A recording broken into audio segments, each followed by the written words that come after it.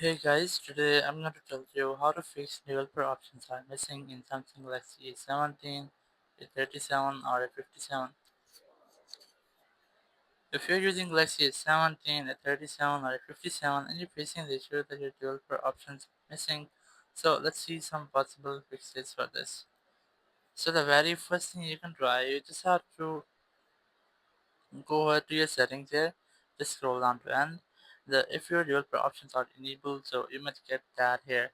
But sometimes it might be that your developer options are disabled, like I have disabled my developer options.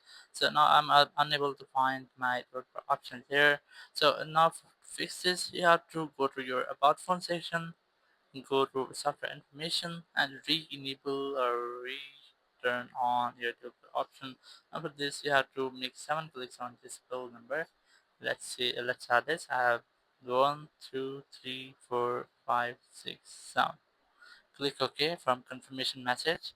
Now your developer options or developer mode is not enabled. You can get that here. But if you're missing that, you might not are unable to get that here. So you can go to general management and or sometimes it might be system management. So you might get that option here. If you're still facing the same issue, you're unable to get that here or here. So you can go to search and just search for developer options.